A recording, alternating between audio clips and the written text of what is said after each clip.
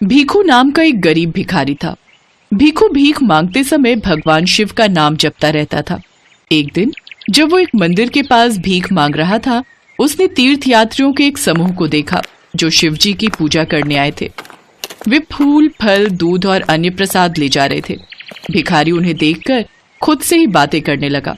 ये लोग कितने भाग्यशाली हैं जो इस तरह के उपहारों से शिव जी को प्रसन्न कर सकते हैं। मेरे पास अपनी प्रार्थनाओं के अलावा उन्हें देने के लिए कुछ भी नहीं है, तो क्या वो कभी मुझे आशीर्वाद नहीं देंगे? भीखू के मन में चल रही बातें कैलाश पर्वत पर विराजमान भगवान शिव और देवी पार्वती सुन रहे थे। स्वामी, भीखू आपका बहुत नाम जपता है। इस क्षण भी वो यही सोच रहा है कि वो आपको भेंट में कुछ भी नहीं दे सकता, तो आप उसकी प्रार्थना नहीं सुनेंगे। पर ऐसा तो नहीं है। मुझे लगता है आपको अपने भक्त की प्रार्थना सुननी चाहिए। देवी पार्वती, मैं भी चाहता हूँ कि मेरे भक्त हमेशा खुश रहें, सुख समृद्ध रहें, पर ये उनके हाथ में है कि वो मेरी पूजा का फल ग्रहण करने के योग्य हैं भी या नहीं। स्वामी, ये तो आपको भीखू की परीक्षा लेकर ही देखना होगा। ठीक है देवी, मैं भीखू की परीक्षा अवश्य लूंगा। अगर वो उसमें उत्तीर्ण हो गया तो उसे सांसारिक जीवन में किसी भी वस्तु की कमी नहीं रहेगी। भगवान शिव भीखू की परीक्षा लेने के लिए भीखू के सामने प्रकट हुए। अपने सामने भगवान शिव को देखकर भीखू हैरान रह गया। भीखू, मैं तुम्हारी भक्ति से प्रसन्न हूँ और तुम्हें वरदान देने आया हूँ। तुम्हें जो भी चाहिए मुझसे मांग लो। अब कुछ भी भोलेनाथ? हाँ, कुछ भी। धन, वैभव, सुख, समृद्धि, जो भी चाहिए। प्रभु, आप बहुत दयालु हो, उदार हो। मैं इस गरीबी की जिंदगी से तंग आ गया हूँ। मेरे घर परिवार में पत्नी और बच्चे दिन रात भूखे रहते हैं। कभी कभी तो वो पानी पीकर ही सो जाते हैं। मैं भीख मांग मांग कर तंग आ गया हूँ। मैं चाहता हूँ कि मेरे पास इतना धन आ जाए ताकि मैं आराम से जिंदगी व्यतीत कर सकूं। जैसी तुम्हारी इच्छा भीखू, मैं तुम्हें धनवान बना दूंगा। अपनी झोपड़ी में जाओ और तुम्हें वहां जमीन के नीचे दबा एक खजाना मिलेगा। लेकिन याद रखना, तुम्हें उस खजाने का आधा हिस्सा मुझे देना होगा। ये मेरे वरदान की शर्त है। ठीक है प्रभु, मैं याद रखूंगा। भीखू ने खजाने की बात सुनकर जल्दी जल्दी भगवान को प्रणाम किया और वहां से झोपड़ी की ओर तेजी से भाग गया। भगवान शिव मुस्कुराए और अंतर्ध्यान हो गए। भीखू घर पहुंचा और जल्दी जल्दी जमीन को खोदने लगा। अरे क्या हो गया? पागल हो गए हो क्या? एक तो पहले ही टूटी फूटी झोपड़ी है, ऊपर से खोद कर तुम ये जमीन और भी खराब कर रहे हो। आज भीख नहीं मिली तो लगता है पागल हो गए हो। जमीन को तो ऐसे खोद रहे हो जैसे जमीन के नीचे कोई खजाना छिपा है। तूने ये बात तो 16 आने सच कही। जमीन के नीचे खजाना ही है। मुझे भगवान शिव ने दर्शन देकर खुद बताया। ये देखो, कितना बड़ा संदूक। चलो, इसे बाहर निकालने में मेरी मदद करो। अरे, हमारी तो फूटी किस्मत चमक गई। अब ये सारा धन हमारा है। भाग्यवान, ये सारा खजाना हमारा नहीं है। हमारा नहीं तो फिर किसका है? भगवान शिव ने वरदान देते हुए मुझे ये शर्त कही थी कि जो भी खजाना निकलेगा उसमें से आधा भाग मुझे उन्हें देना होगा। अब इस शर्त के अनुसार इसमें से आधा खजाना भगवान शिव का है। अरे क्या जरूरी है आधा हिस्सा देना? वो तो भोलेनाथ है। थोड़े से सिक्के दे देना मंदिर में। उन्हें क्या पता चलने वाला है कि हमने कितना खजाना निकाला था? तुम भी बड़े सीधे हो। अब जाओ जल्दी से बाजार से बढ़िया बढ़िया सामान ले आओ ताकि हम अच्छे अच्छे पकवान खा सके, बढ़िया कपड़े पहन सके। और मुझे तो ये घर भी बदलना है। इस टूटी फूटी झोपड़ी में रहते हुए मैं तो ऊब गई हूँ। अब मैं सेठानी बनकर रहूंगी और तुम सेठ। हाँ, कहे तो तुम ठीक रही हो। ठीक है। भीखू के मन में लालच और बेईमानी आ गई। उसने मंदिर जाकर शिवजी की मूर्ति पर कुछ सिक्के चढ़ाने का फैसला किया। वो मंदिर पहुंचा और शिवजी के चरणों में कुछ सिक्के रख दिए। भीखू महादेव के चरणों में सिक्के चढ़ाकर घर लौटा तो उसकी पत्नी सिर पर हाथ धरे बैठी थी। क्या हुआ भाग्यवान? तुम सिर पर हाथ रखकर क्यों बैठी हो? तुम्हें पता है ना अंदर संदूक रखा है। कोई उसमें से धन चुरा कर ले गया तो? कोई क्या ही धन चुराएगा। मैंने जैसे ही संदूक को खोला तो उसमें से सारा खजाना कंकड़ पत्थर बन गया।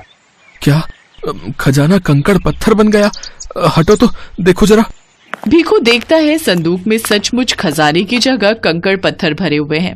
हे महादेव, पहले इतना सारा खजाना देकर मुझे क्या क्या सपने दिखा दिए, इतनी खुशी दे दी और अब फिर से वो खुशी वापस ले ली। मुझसे क्या भूल हुई प्रभु जो आपने मुझ गरीब के साथ ऐसा किया। तभी भगवान शिव भीखू के सामने प्रकट होते हैं। भीखू, तुमने मेरी शर्त को पूरा नहीं किया। तुम्हें जो धन प्राप्त हुआ तुमने उसका आधा भी मुझे नहीं दिया। तुमने मुझे इसका केवल एक अंश ही दिया। तुमने मुझे धोखा दिया है और अपना वादा तोड़ दिया। तुमने जितना दिया था उससे अधिक अपने पास रखा। तुमने सबसे अच्छे और सबसे मूल्यवान सिक्के अपने लिए रख लिए और मुझे सबसे कम और सबसे कम मूल्यवान सिक्के दिए। तुम धन के लालच में आकर अपने वचन से हट गए और तुम्हारे मन में बेईमानी उत्पन्न हो गई। इसीलिए मैंने तुमसे सारा धन वापस ले लिया। हे प्रभु, कृपा करके मुझे क्षमा कर। मेरे मन में लालच आ गया था प्रभु। प्रभु, मैंने ही इन्हें ऐसा करने के लिए कहा। सच तो ये है कि असली गुनहगार मैं हूँ। हमें क्षमा कर दीजिए प्रभु। मुझे लगा कि आप तो भगवान हैं, आप हमें दिखाई नहीं देंगे, इसीलिए हम आपको थोड़ा ही जो चढ़ा दे तो आप हमें कुछ नहीं कहोगे। नहीं, ये तुम्हारा भ्रम है। तुम कब क्या करते हो क्या नहीं करते, इस बात का मुझे सदैव ज्ञान रहता है। भीखू, मैं तो तुम्हारी परीक्षा ले रहा था। अब मैं तुम्हें एक मौका और देता हूँ। अपने खजाने में से आधा भाग तुम्हें मुझे देना होगा। हाँ हाँ प्रभु, मैं आपको अवश्य दूंगा। आप वो आधा भाग ले लीजिए। भीखू, मेरे रूप में वो खजाना तुम गरीब और जरूरतमंद लोगों में बांट दो। वो खजाना मुझ तक पहुंच जाएगा।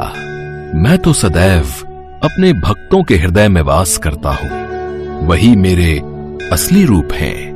वो देखो, संदूक में खजाना फिर से भर गया है। अब इसमें से अपने हिस्से का रखकर बाकी गरीबों में बांट दो। जो आज्ञा प्रभु, मैं ऐसा ही करूंगा प्रभु। जय हो प्रभु, जय भोलेनाथ, जय भोलेनाथ। शिव जी अंतर ध्यान हो गए। भीखू को अपनी गलती का एहसास हो गया और उसकी जिंदगी से गरीबी के दिन दूर हो गए और वो अपने परिवार के साथ सुख से जीवन व्यतीत करने लगा।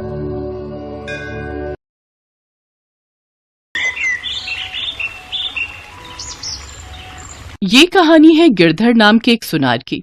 गिरधर की आदत थी रोजाना सुबह भगवान शिव की पूजा आराधना करके गल्ले पर बैठना। वो भगवान शिव की पूजा तो करता था, पर कभी भी कोई जरूरतमंद गरीब या फिर कोई मांगने वाला भिक्षुक उसकी दुकान पर आए तो वो उसे भगा देता था। ओम नमः शिवाय, ओम नमः शिवाय, ओम नमः शिवाय, ओम नमः शिवाय, ओम नमः शिवाय। सेठ जी, बहुत भूख लगी है, थोड़ा पैसे दे दो, कुछ खा लूंगा।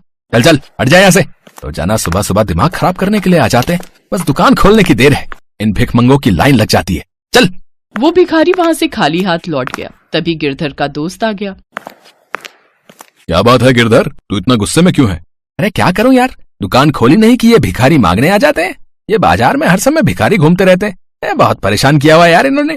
चल छोड़ गुस्सा, कोई बात नहीं, एक कप चाय पिला यार। हाँ हाँ, अभी मंगवाता हूँ। गिरधर अपने दोस्त के लिए चाय मंगवा लेता है। अब भगवान शिव तो भले ही भोले भाले हैं, पर अपने किसी भक्त को गलत राह पर वो नहीं जाने देते। कैलाश पर बैठे वो सारा नजारा देख रहे थे। क्या हुआ भोलेनाथ, आप मंद मंद मुस्कुरा क्यों रहे हैं?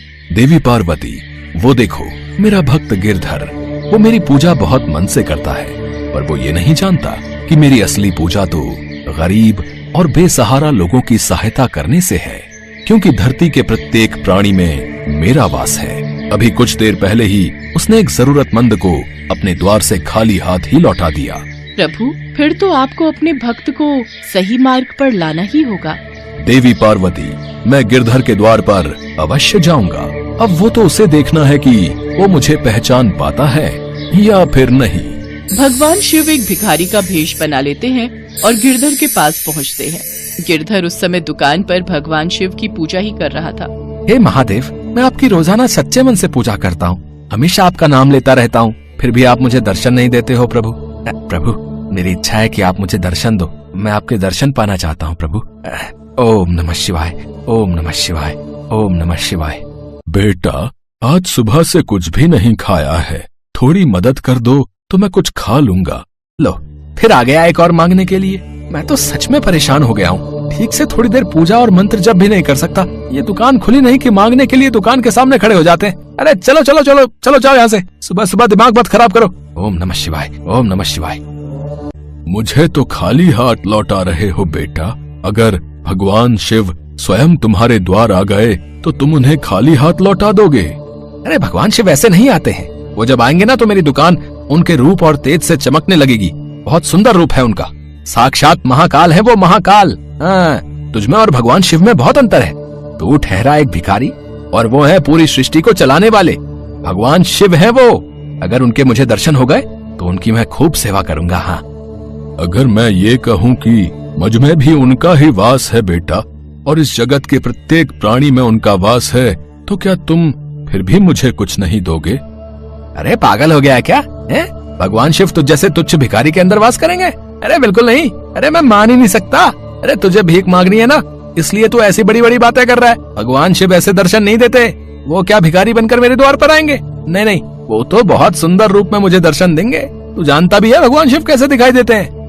कैसे दिखाई देते हैं? कहीं ऐसे तो नहीं? और फिर भगवान शिव अपने वास्तविक रूप में आ जाते हैं। उनमें इतना तेज था कि गिरधर की आंखें उन्हें ठीक से देख भी नहीं पा रही थी।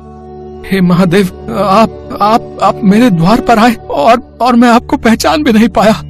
मुझे क्षमा कर दो प्रभु, मुझे क्षमा कर दो। गिरधर, तुम मेरे परम भक्त हो, इसलिए मुझे तुम्हें दर्शन देने तो आना ही था।